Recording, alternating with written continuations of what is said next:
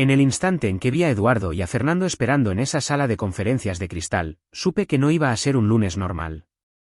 Eduardo, el jefe de recursos humanos con esa energía de sonrisa forzada, y Fernando, el nuevo director de informática con el ego de un hombre que nunca ha escrito una línea de código en su vida. Ni siquiera me ofrecieron café, solo me señalaron el asiento como si estuvieran a punto de interrogarme. Las persianas estaban a medio bajar, para que la gente aún pudiera ver el interior. Muy sutil, muy profesional. Eduardo deslizó un trozo de papel sobre la mesa como si estuviéramos en una película de espías de bajo presupuesto. Una impresión borrosa en blanco y negro. Con un grano horrible. Pero la reconocí al instante, yo entrando en el edificio de Sofía el jueves por la noche. Sudadera con capucha, mochila. Sin siquiera mirar a la cámara. Mateo, empezó Eduardo, como si fuéramos viejos amigos. Hemos recibido quejas sobre consultorías externas. Eso viola tu contrato de trabajo. No parpadeé. No pregunté quién lo envió ni cómo lo consiguieron. Sabía lo que era esto. Ya habían tomado la decisión, solo se estaban dando una justificación. Entonces Fernando se inclinó hacia adelante, con las manos entrelazadas como si fuera a soltar alguna perla de sabiduría. Tenemos cero tolerancia con los conflictos de intereses. Presumido. Como si me acabara de pillar robando secretos comerciales, no ofreciendo una segunda opinión sobre la lógica de un cortafuegos durante mi propio fin de semana. No les di el colapso que esperaban. Sin pánico, sin negaciones. Los miré directamente y dije, tenéis razón. Debería centrarme en un solo trabajo. Sus rostros se crisparon, confundidos. Revisad la unidad etiquetada como traspaso. Todo está ahí. Eso era mentira. La mitad de los documentos llevaban meses de retraso porque no había dormido una noche entera en semanas. Pero nunca lo sabrían hasta que empezaran los incendios. La seguridad apareció 5 minutos después. Misión de escolta. Caminé por la oficina diáfana con 2 tipos flanqueándome como si fuera a activar una alarma. La gente se giraba, miraba. Un par de ellos susurraron. Nadie me dijo una palabra. Ni siquiera Arturo. Especialmente no Arturo. Una nota rápida antes de continuar. Comparte desde qué ciudad o país estás viendo esto. El viaje en ascensor fue un silencio sepulcral. Cuando las puertas se abrieron, salí sin mirar atrás. Ya había hecho más por esa empresa de lo que ellos jamás hicieron por mí. Llegué al aparcamiento, arranqué mi camioneta y me quedé sentado un segundo. Sin gritos, sin pánico, solo un extraño y vacío silencio. Después de 3 años desangrándome por esa empresa, todo terminó en 15 minutos. Hace 3 años, Arturo me vendió el sueño, una operación de ciberseguridad a gran escala, un equipo de 5, herramientas modernas, alta prioridad desde la dirección. Estarás construyendo algo desde cero, dijo. Propiedad total. Acababa de terminar un contrato en Tijuana, agotado, pero con ganas de algo real. Así que me mudé a Monterrey, firmé y me puse a trabajar. Las primeras semanas parecieron legítimas. Contraté a 2 ingenieros sólidos, empecé a mapear la infraestructura, pero para el 4.º mes, un chico se fue por un mejor sueldo en Ciudad de México. Luego, la empresa despidió al otro durante una reestructuración. Le pregunté a Arturo cuándo cubriríamos las vacantes. Dijo, solo aguanta hasta el próximo trimestre. El presupuesto está ajustado ahora mismo. El siguiente trimestre se convirtió en el siguiente y luego en el siguiente. Al final del primer año, solo quedaba yo. Mientras tanto, el número de clientes se triplicó. El volumen de amenazas se disparó. La complejidad del sistema se duplicó. Y me convertí en todo el maldito departamento. Sin respaldo, sin traspaso de responsabilidades, sin respiro. Trabajé todos los festivos, Pascua, Acción de Gracias, incluso Navidad. Dormí en la oficina 2 veces durante una amenaza de ransomware y parcheé vulnerabilidades de día cero desde mi teléfono durante la boda de mi hermana. Y cada vez que pedía ayuda, Arturo me salía con la misma historia de siempre. Lo estás haciendo increíble, Mateo. Sabemos que te pedimos mucho. En cuanto los ingresos se estabilicen, serás la primera contratación. Me daban elogios en lugar de gente, sonrisas en lugar de apoyo. Al principio, me creí las excusas del retraso. Pensé, vale, son una empresa emergente, quizás solo están pasando apuros. Pero luego veía a los ejecutivos aparecer en coches nuevos. Oía hablar de bonificaciones. Arturo se compró una casa en el lago. Todo mientras yo vivía de café frío y alertas a las 2 de la madrugada. El momento en que todo se rompió de verdad fue el invierno pasado. Un incidente de 3 días, una inyección de malware dirigida a uno de nuestros mayores clientes. Lo detecté justo a tiempo, rastreé la fuente, desplegué parches personalizados y reconstruí los registros a mano. No dormí durante 72 horas. Les salvé el pellejo. El lunes por la mañana, Eduardo me entregó una tarjeta. Un agradecimiento del equipo, dijo, como si me estuviera haciendo un favor. Era una tarjeta de regalo Visa de 4.000 pesos con una nota adhesiva que decía, buena salvada. Para el viernes, el nombre del director general estaba en la prensa por algún premio, algo sobre liderazgo visionario. Recibió una bonificación de 20 millones de pesos, un dato público. Fue entonces cuando dejé de creerme ninguna de sus mentiras. Dejé de pedir ayuda. Dejé de intentar arreglar lo que no se podía arreglar. Mantuve las cosas funcionando lo justo para evitar un desastre total, pero dejé de ir más allá. No estaba agotado, me prendieron fuego y me dijeron que sonriera. Una vez, le envié un plan de personal a Arturo con cifras concretas, umbrales de riesgo, análisis de la carga de trabajo y crecimiento previsto de clientes. Ni siquiera obtuve una respuesta. Simplemente me envió un emoji de pulgar hacia arriba en Slack. Ese era el nivel de respeto. Esa era la cultura. Una noche, sobre la 1 de la madrugada, todavía estaba en la oficina. Todos los demás se habían ido a casa hacía horas. Me levanté de mi escritorio y miré el piso oscuro. Sillas vacías, monitores apagados, silencio absoluto. Y me di cuenta, esto nunca se trató de construir un equipo. No querían un equipo. Querían un escudo. A mí. Ese fue el momento en que dejé de defenderlos. Podían hundirse o nadar. Mantendría las cosas apenas parcheadas, pero en cuanto tuviera una salida mejor, me iría. Lo curioso es que ninguno de ellos lo vio venir.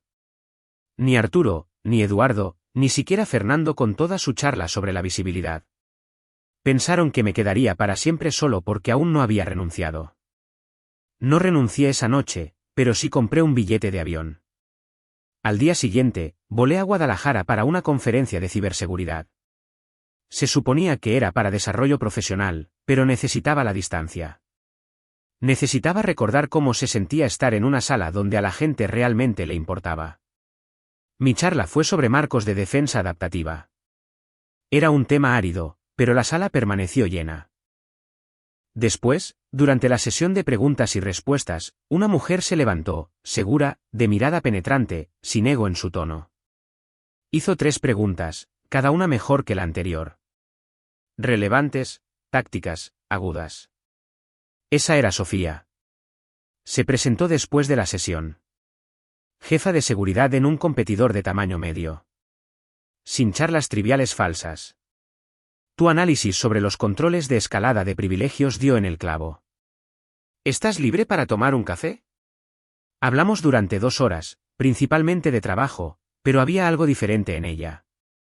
Sin pulcritud corporativa, sin fingimientos.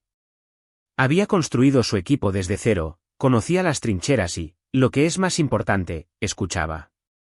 Antes de terminar, dijo, mira, tengo un proyecto. Solo asesoría, fines de semana, nada turbio. ¿Te interesa? Dije que lo pensaría. Para cuando mi vuelo aterrizó de vuelta en Monterrey, ya había dicho que sí. Cada fin de semana durante los 2 meses siguientes, revisé documentos de arquitectura, realicé comprobaciones lógicas y señalé problemas de forma temprana. Sin operaciones, sin acceso directo a los sistemas, solo conocimiento. Y me pagaban más por fin de semana de lo que ganaba en toda la semana en mi trabajo a tiempo completo. No se lo dije a nadie, no porque pensara que estaba mal, sino porque sabía cómo jugaba mi empresa. Arturo no quería resultados, quería obediencia. Eduardo no quería la verdad, quería el control. Si se enteraban de que le estaba dando mi capacidad intelectual a otra persona un sábado, lo llamarían traición, aunque no lo fuera. Revisé el acuerdo de confidencialidad 3 veces. Sin conflictos, sin solapamientos, sin violación de la política. Estaba limpio. Pero la verdad no importa cuando alguien está decidido a demostrar algo. El jueves pasado, aparqué en un estacionamiento de visitantes cerca del edificio de Soluciones Centinela. La misma camioneta que he tenido durante 10 años. Alguien la reconoció. Alguien tomó una foto. Probablemente un analista junior que ni siquiera sabía mi nombre, que probablemente pensó que estaba protegiendo la marca. Se la enviaron a Eduardo. Quizás a Arturo, quizás a ambos. Lunes por la mañana, persianas a medio bajar, identificación sobre la mesa, seguridad a mi hombro. Martes por la mañana, Sofía llamó. Dijo que su junta había aprobado la oferta. A tiempo completo, el triple de mi antiguo salario, un equipo completo bajo mi mando, autoridad total. Le pregunté, ¿estás segura de que no te importan las repercusiones? Se rió. No contrato a cobardes, Mateo. Contrato a gente que cumple. Al final del día, tenía un contrato firmado, una fecha de inicio y más respeto en una llamada del que había recibido en 3 años en el último lugar. Seguía pensando en ese momento en la sala de conferencias cuando Fernando dijo, tenemos 0 tolerancia con los conflictos de intereses. No, lo que realmente tenían era 0 tolerancia con cualquiera que construyera una rampa de salida. Me despidieron como si estuvieran extirpando un tumor. Pero lo único que hicieron fue liberarme el tiempo. Para el lunes por la tarde, sabía exactamente dónde aparecerían las primeras grietas. Los ciclos de actualización de credenciales. Cada 90 días, en todo el sistema, totalmente automatizado. Si no contabas la anulación manual que tenía que ejecutar primero para evitar que las aplicaciones antiguas se rompieran. Se lo había advertido una docena de veces, lo había documentado, lo había señalado y le había enviado un correo electrónico directamente a Arturo. Nadie lo arregló, nadie escuchó. El martes por la mañana, tomé un café y me senté en mi sitio en Cifratech, mi segundo día oficial. Inicié sesión, y mientras mi nuevo equipo hablaba de las tareas del sprint, mi antigua bandeja de entrada estaba explotando. Notificaciones de paneles de monitoreo antiguos a los que todavía tenía acceso, el retardo del sistema aumentaba, los errores de entrada y salida se disparaban, los registros se desbordaban. No rotaron las claves correctamente. Su agente de copia de seguridad estaba desactualizado. Uno por uno, los sistemas empezaron a ahogarse, y yo no moví un dedo. Mediodía del martes. Primer buzón de voz de Arturo. Hola Mateo, una pregunta rápida. Solo me preguntaba si recuerdas cómo está conectado el ciclo de credenciales a la herramienta de informes. Claro, Arturo, lo recordaba. Construí la maldita conexión a mano a las 2 de la mañana hace 2 años porque no quisiste aprobar la contratación de más personal. Luego vino Eduardo.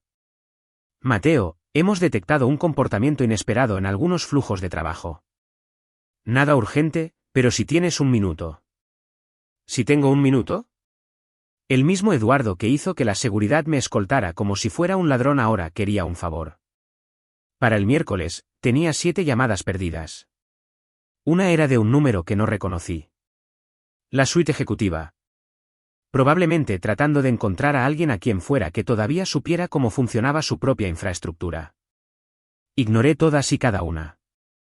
Esa mañana, nuestro equipo de Cifratech estaba metido de lleno en una prueba de resiliencia cuando Sofía entró sosteniendo su teléfono. ¿Adivina quién está teniendo un día divertido? Giró la pantalla hacia mí. Era una captura de pantalla de un memorando interno de mi antigua empresa. Escalada de incidente de prioridad 1. Todo el personal en alerta. Simplemente me encogí de hombros. Les advertí. Eligieron no escuchar. Ella sonrió y se fue. No había nada más que decir. Esa tarde, me uní a una llamada de planificación con mi nuevo equipo. 8 personas, todas brillantes, sin lastre, sin silencios cuando surgían problemas. Hablamos sobre el equilibrio de la carga de trabajo, compartimos las deficiencias y documentamos los siguientes pasos. Nadie le endosaba tareas a una sola persona. Nadie fingía que las cosas no eran su trabajo. Se sentía como volver a respirar, como salir de una tormenta hacia el aire limpio. Sin embargo, en mi antiguo lugar, sabía lo que vendría después. Ese parche que nunca documenté. El bucle de redirección del sistema de nombres de dominio que solo se resolvía si limpiabas manualmente un enlace de puerto en caché. Ese les iba a morder antes del viernes. No lo había ocultado, simplemente no les había llevado de la mano, y nunca se molestaron en aprender. Al final del día, vi otra captura de pantalla de un mensaje de Slack que Sofía sacó de uno de sus grupos de la industria. Alguien de mi antigua empresa preguntaba si alguien tenía experiencia migrando balanceadores de carga antiguos sin interrumpir las fuentes de datos en tiempo real. Demasiado tarde. Ese balanceador de carga era mi proyecto Frankenstein de remiendos. Nadie más sabía siquiera cómo funcionaba. Lo había mantenido vivo a pura fuerza de voluntad. Y ahora se los estaba comiendo vivos. No celebré. No me regodeé. Simplemente seguí trabajando con un equipo que realmente respetaba el trabajo. El jueves por la mañana, Sofía entró en mi oficina con el teléfono en una mano y café en la otra. Esta vez no sonrió. Esto te va a encantar, dijo, dejando el teléfono en mi escritorio. Tu antigua empresa amenaza con acciones legales. Levanté una ceja. ¿Bajo qué fundamentos? Sabotaje, dijo secamente. Aparentemente, sus abogados creen que derribaste intencionadamente la mitad de su red. Me reí a carcajadas. No pude evitarlo. Mi acuerdo de confidencialidad está limpio, dije.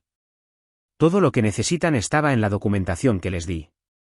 Simplemente nunca la leyeron. Sofía sonrió con aire de suficiencia. Exactamente lo que les dije cuando su abogado externo llamó esta mañana. Estás a salvo. Pero no podemos estabilizar el sistema de credenciales. Los informes no funcionan. La mitad de los clientes no pueden iniciar sesión. Ni siquiera me molesté en fingir compasión. Te dije que esto pasaría. Lo sé, dijo rápidamente. Mira, solo necesitamos que nos guíes. Solo dinos por dónde empezar. Hice una pausa, casi divertido por lo rápido que se le había esfumado la arrogancia. El protocolo de recuperación existe, dije. Está todo en el plan de desastres que presenté el año pasado. Silencio. ¿Dónde, exactamente?, preguntó. Archivado bajo baja prioridad, dije. Y colgué. Alrededor de las 5 de esa tarde, recibí otra llamada. Número desconocido de nuevo, pero esta se sentía diferente. Contesté. Mateo, dijo una voz. Profunda, deliberada. El tipo de tono que la gente usa cuando está acostumbrada a ser obedecida. Soy Ramiro Cantú, presidente de la Junta. Por supuesto que lo era. El tipo que nunca me dirigió la palabra cuando trabajaba allí de repente recordaba mi nombre. Entiendo que estamos teniendo algunas dificultades técnicas, dijo con cuidado. Y por lo que deduzco, eres el único que puede resolverlas. Eso parece, dije. Exhaló por la nariz. ¿Qué haría falta para traerte de vuelta temporalmente, solo para estabilizar las cosas? No dudé. 1.000.000 de pesos la hora, con un mínimo de 4 horas, pagado por adelantado. Se rió entre dientes como si pensara que estaba bromeando. Seamos serios. Lo soy, dije. ¿Quieres mi tiempo? Esa es la tarifa. Volvió a quedarse en silencio. Casi podía oírlo calcular cuánto le estaba costando a la empresa cada minuto de esta llamada en tiempo de inactividad. Y añadí, quiero una disculpa. Pública o privada, no importa. Pero tiene que venir de ti y de Arturo. También quiero que se reincorporen todos los puestos de mi antiguo equipo. Recontratación total, sin límites salariales. Y ya que estamos, autoridad total para reestructurar el departamento. Eso es mucho, dijo lentamente. También lo es perder a tus 5 clientes principales en una semana. No discutió después de eso, solo dijo, envía los términos por correo electrónico al departamento legal. Tendrás la confirmación del pago en 1 hora. 2 horas después, Sofía me reenvió el aviso de depósito. Transfirieron cada céntimo por adelantado. Se apoyó en el marco de la puerta de mi oficina, con las cejas arqueadas. Entonces, ¿realmente vas a hacerlo? Oh, voy a hacerlo, dije, cerrando mi portátil. Pero no de la manera que esperan. Ella sonrió. Por eso te contraté. Cogí mi chaqueta y me dirigí a la salida. Por primera vez en años, no salía escoltado. Salía bajo mis propios términos. Para cuando volví a mi escritorio, el pago había llegado. 1.000.000 por hora, mínimo de 4 horas, no reembolsable.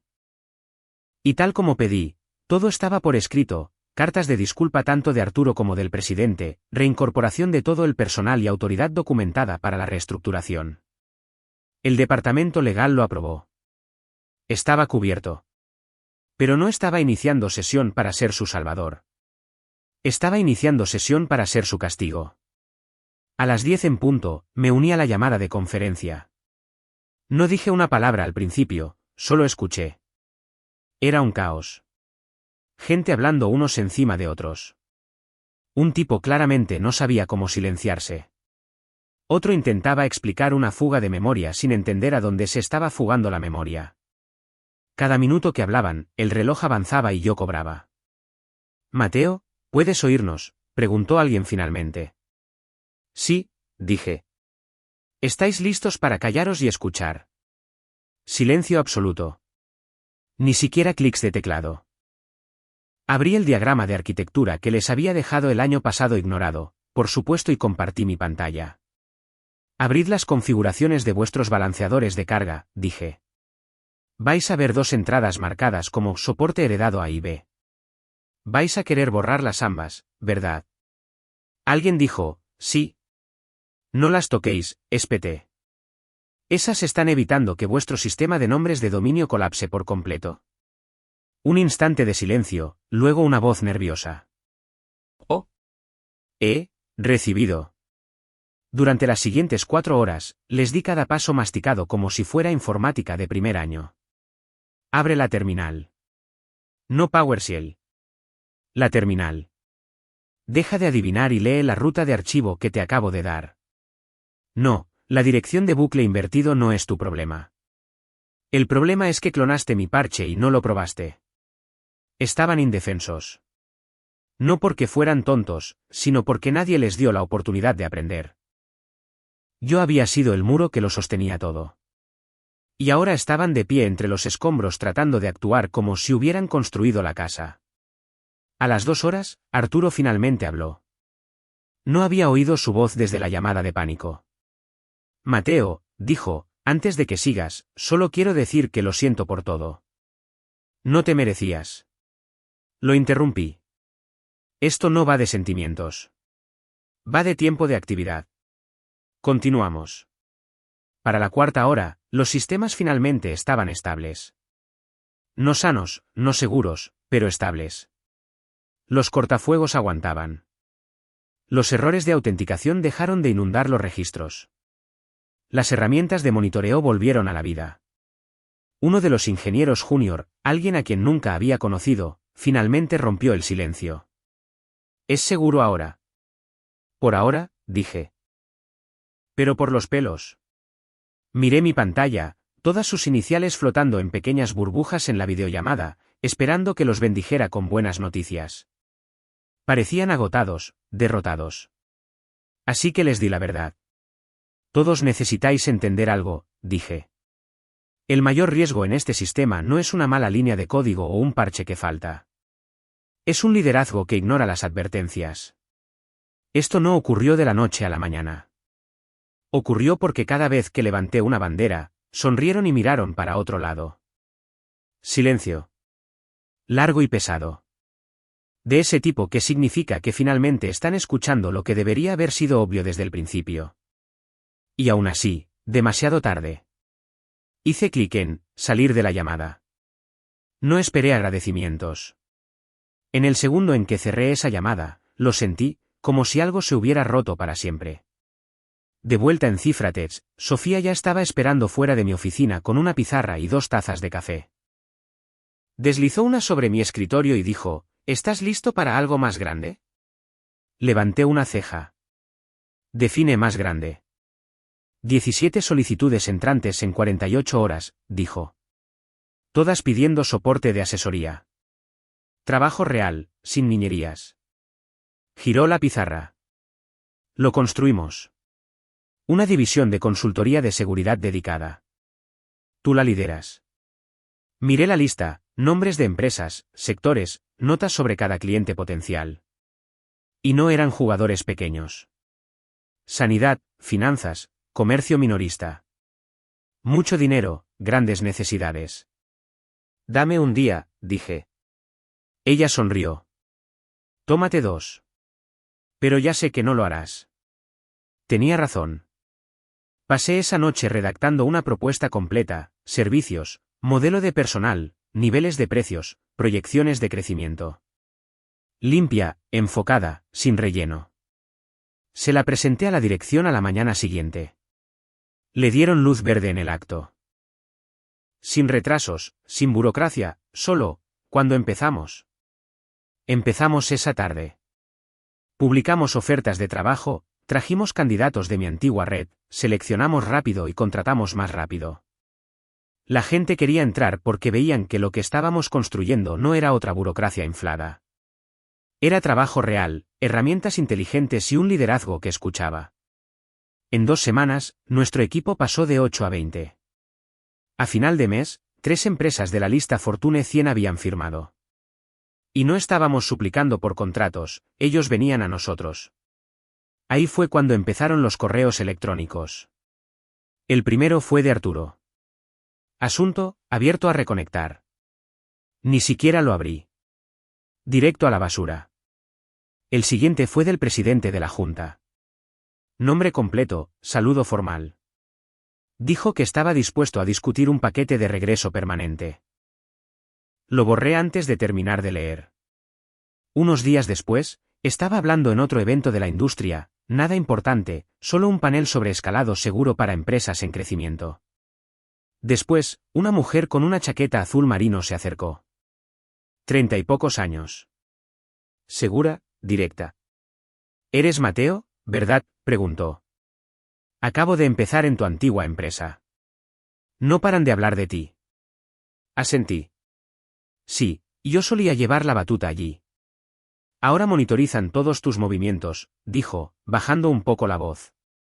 Cada vez que publicas en LinkedIn, alguien de la dirección lo comparte internamente. Estoy bastante segura de que tienen alertas configuradas. No me inmuté, solo me encogí de hombros. Deberían. Me dedicó una sonrisa tensa, como si no estuviera segura de si estaba bromeando. No lo estaba. Porque la verdad es que no solo me perdieron a mí, me construyeron. Me forzaron a alcanzar el tipo de claridad que había estado evitando, quemaron todos los puentes que necesitaba dejar de cruzar. Su fracaso se convirtió en el combustible para algo que realmente funcionaba. Y ahora, no les debía nada. La mujer de la chaqueta azul marino se alejó y yo me quedé allí un segundo, dejando que el ruido de la conferencia se desvaneciera detrás de mí. 6 meses. Ese era el tiempo que había pasado desde la emboscada en la sala de cristal, desde que pensaron que podían deshacerse de mí y mantener el motor en marcha. Ahora, la división de consultoría de Cifrates, mi división, era la parte de más rápido crecimiento de la empresa. Habíamos conseguido 6 clientes importantes en poco menos de medio año, 3 de la lista Fortune 100, 2 gigantes tecnológicos y un contrato federal aún bajo acuerdo de confidencialidad. Mi nombre estaba en Expansión T, Ciberseguridad Hoy, incluso una breve mención en Forbes México sobre liderazgo disruptivo. Los clientes no solo llamaban pidiendo ayuda, citaban nuestro marco de resiliencia como el estándar de oro. Mientras tanto, mi antigua empresa seguía desenredando el lío que juraban que no existía. Habían estabilizado la hemorragia, más o menos, pero el daño era permanente. 2 ejecutivos dimitieron. Eduardo fue reasignado silenciosamente. Habían pasado por 3 contratistas intentando aplicar ingeniería inversa a mis remiendos. No fue sabotaje, fue decadencia, y yo simplemente dejé de mantenerlo todo unido. De vuelta en Cifrates, organizamos una celebración en la azotea. Nada lujoso, solo buena comida, bebidas frías y todo el equipo finalmente fuera del trabajo al mismo tiempo. Elías, el tipo que se hizo cargo de mi agenda de conferencias de Guadalajara, Levantó su copa a mitad de la noche y gritó por encima de la música, por Mateo, por demostrar que la verdadera victoria no es la venganza. Es construir algo mejor. Todos chocaron sus copas y, por primera vez en mucho tiempo, realmente lo sentí. ¿Paz? Porque tenía razón. No incendié mi antigua empresa. No filtré datos, no colapsé sistemas ni jugué a ningún juego sucio. Simplemente me fui cuando la carga se convirtió en abuso, cuando el respeto se convirtió en palabras vacías, cuando las promesas dejaron de significar algo. Ellos se hicieron el resto a sí mismos. Y eso es lo que lo hizo satisfactorio. No los titulares, no el dinero, ni siquiera el derecho a presumir. La verdadera victoria fue irse con la cabeza alta y verlos perseguir lo que ellos mismos desecharon. ¿Qué habrías hecho tú en el lugar de Mateo? ¿Irte o prenderle fuego a todo? Deja tu respuesta en los comentarios. Y no olvides dar me gusta y suscribirte para más historias como esta.